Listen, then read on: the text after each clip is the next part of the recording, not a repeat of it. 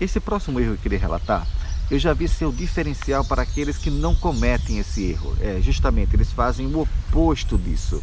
Que erro seria esse? Não colocar a sua experiência pessoal dentro de sua aula. É, Samuel, não entendi. Bom, preste atenção. Muitas vezes a sua aula, o seu tema de aula é algo que você já vivenciou como profissional. Algumas vezes você já vivenciou isso trabalhando diretamente nisso, ou então talvez tenha sido a sua área de pesquisa. Sabe aquela sua área que você pesquisou durante a sua graduação, a sua pós-graduação?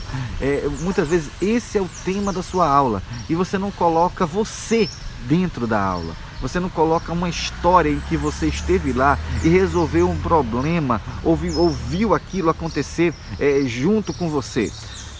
Você se colocar dentro da aula, ela vai além dos livros comuns, vai além do comum que as pessoas fazem, vai além da reprodução, a mera reprodução de um conteúdo que está ali no livro, e agora se torna algo palpável, se torna algo mais tangível, em que se torna algo muito mais agradável de se ouvir, e se torna algo muito mais memorável também.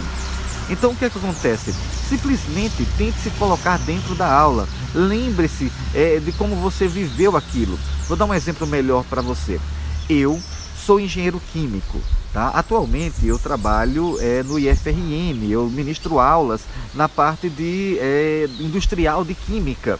E eu já tive vivências dentro de uma indústria química. Eu já tive problemas a serem resolvidos, situações em que eu vivenciei equipamentos, processos em que eu estava lá e eu vi aquilo acontecer.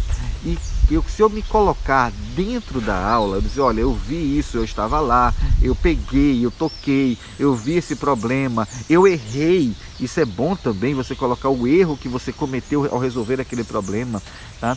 E quando você faz isso, simplesmente agora aquela aula deixa de ser só uma mera reprodução e se torna uma história. E essa história é muito mais atrativa.